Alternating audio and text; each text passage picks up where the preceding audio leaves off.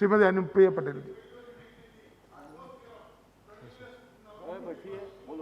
सभापति महोदय, माननीय वित्त मंत्री जी द्वारा पेश की गई 2.35 लाख करोड़ की अनुपूरक मांग के समर्थन में मैं अपने विचार रखना चाहती हूं, जिसमें 1.66 करोड़ की जो व्यवस्था है उसके लिए संसद की अनुमति ली जा रही है और 68,868 करोड़ की जो व्यवस्था है वो सरकारी खर्चों में कटौती के माध्यम से की जाएगी। इस वक्त सरकार की दो ही प्राथमिकताएं हैं, कोविड के प्रबंधन को देखना और इसके साथ ही देश की आर्थिक गतिविधियों को पुनः सुदृढ़ करना। मैं बताना चाहती हूं कि सरकार ने कोरोना महामारी के दौरान गरीब वर्ग के लिए उनकी तमाम आवश्यकताओं के लिए, चाहे रोजगार सृजन की हो, चाहे भोजन की हो या अन्य उनकी व्यापक जो भी आवश्यकताएं रही हैं, उसकी व्यापक चिंता करते हुए जो तमाम प्रयास किए हैं, जिसमें 80 करोड़ लोगों को साल के अंत तक मुफ्त अनाज की व्यवस्था की गई है, महिला जनधन खाता धारकों के खाते में कैश ट्रांसफर की व्यवस्था की गई है और 20 लाख करोड़ के आत्म भारत पैकेज के अंतर्गत MSME के सुदृढ़ीकरण से लेकर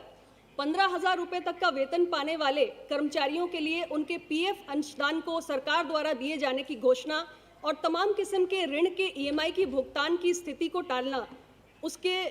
और यहाँ तक कि माननीय राष्ट्रपति जी से लेकर हमारे माननीय प्रधानमंत्री और सभी मंत्रीगण और सांसदों के द्वारा अपने वेतन से भी 30% का योगदान इस कोरोना महामारी में हमारे देश के लोगों के लिए एक साथ खड़े होने के लिए और सभी एक साथ मिलकर इस कोरोना महामारी का मुकाबला करें, उसके लिए योगदान किया गया है।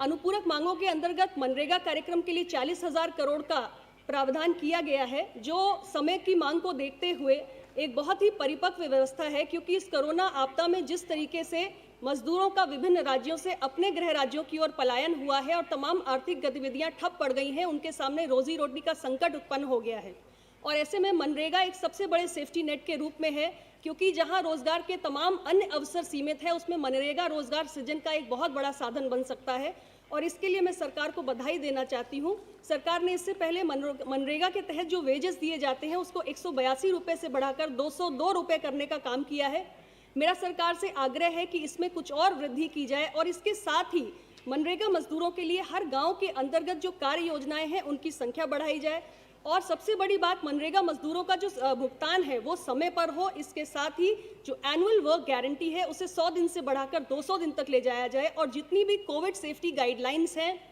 उनका अनुपालन जो हमारे मनरेगा के साइट से उसमें काम करने वाले वर्कर्स के लिए किया जाए, यानी कि उनके लिए पानी की, साबुन की, सैनिटाइजर की, मास्क की सारी व्यवस्थाएं दुरुस्त की जाएं।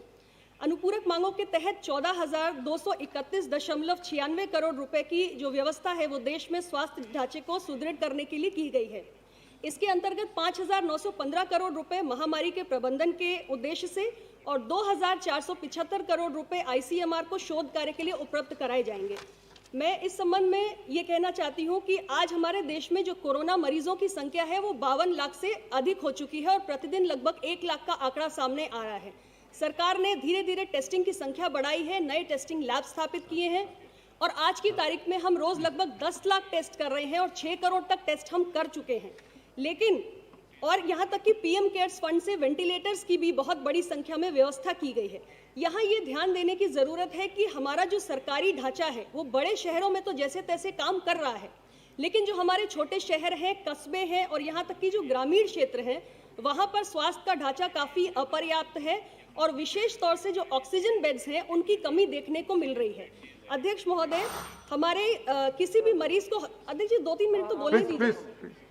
किसी भी मरीज को हॉस्पिटलाइज करना है या किसी भी मरीज को कोविड केयर सेंटर में आइसोलेट करना है, इसमें बहुत बड़ा डिफाइनिंग पैरामीटर होता है कि उसके ब्लड में ऑक्सीजन का सैचुरेशन लेवल क्या है, जो नॉर्मली 95 से 99% तक होता है और अगर इसके नीचे चला जाता है लंबे समय के लिए तो फिर उस मरीज को क्रिटिकल केयर की आवश्यकता होती है, वेंटिलेटर की आवश्यकता होती है। लेकिन जो माइल्ड और मॉडरेट केसेस होते हैं उन्हें हम ऑक्सीजन सप्लाई बेड से मैनेज कर सकते हैं। इसलिए ऑक्सीजन बेड्स की जो कमी इस देश में महसूस की जा रही है उसके लिए प्रबंध करने की आवश्यकता है, जिससे कि जो हमारे बेड्स हैं ऑक्सीजन पाइप ऑक्सीजन सप्लाई के साथ या ऑक्सीजन कॉन्सेंट्रेटर के साथ या ऑक्सीजन, अध्यक्ष जी बोलने दीजिए ना, अभी तो मैं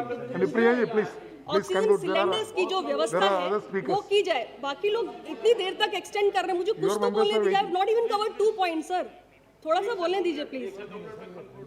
और ये व्यवस्थाएं हमें छोटे शहरों में, कस्बों में और ग्रामीण क्षेत्रों में करने की तेजी से बहुत आवश्यकता है। अध्यक्ष जी, जहां तक शोध कार्य की बात है, वैक्सीन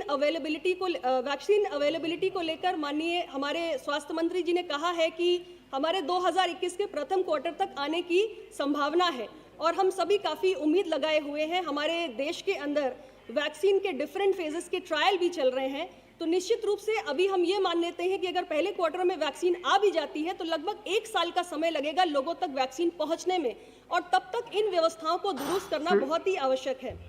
15वें वित्त आयोग की सिफारिशों के मुताबिक राज्यों को 46,602 करोड़ रुपए आवंटित करने का प्रस्ताव भी इसमें शामिल है, जिससे जीएसटी क्षतिपूर्ति नहीं होने के वित्तीय तौर पर परेशान राज्यों को भी इससे राहत मिलेगी। Honorable member Umesh अध्यक्ष जी, I just have 2 more points. अध्यक्ष जी, दो और पॉइंट्स है मेरे, just 2 more points. Let me just finish it. अनुपूरक मांगों के तहत 33,771 करोड़ रुपए की प्रधानमंत्री जनधन योजना और राष्ट्रीय सामाजिक सहायता कार्यक्रम के तहत लाभार्थियों के खाते में कैश ट्रांसफर के लिए भी मांगे गए हैं। जनधन योजना के तहत अब तक 40 करोड़ खाते खोले गए हैं, जिसमें 64% ग्रामीण क्षेत्रों में है और लगभग 55% जो है वो महिलाओं के खाता खोले गए हैं। और इस कोरोना आपदा के दौरान जिस तरीके से इन जनधन खातों के माध्यम से सामाजिक सुरक्षा के तहत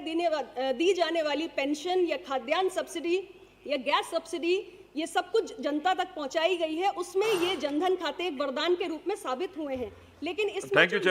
लास्ट माइल डिलीवरी लूपहोल्स हैं। For giving me an opportunity to speak on the first. अनुपूरक मांगों में सरकारी बैंकों के पूंजी आधार के लिए भी 20,000 करोड़ रुपए का प्रावधान किया गया है, क्योंकि हमारे बैंकों को आज की डेट में जो भी उनके कर्जदार हैं वो पैसा वापस नहीं कर रहे हैं और इसलिए बैंकों के जो एनपीएस हैं वो बढ़ रहे हैं। ऐसी परिस्थिति में इस कदम से जो बैंकों पर वित्तीय दबाव है वो कम होगा और उन्हें राहत मिलेगी। मैं इतना ही कह के अपनी बात को खत्म करूंगी कि कुल मिलाकर आज कोरोना के चलते हमारी अर्थव्यवस्था के जो हालात हैं वो हमारे सामने एक बड़ी चुनौती के Sir, I would like to thank Honorable Finance Minister Srimati Nirmala ji and Minister of State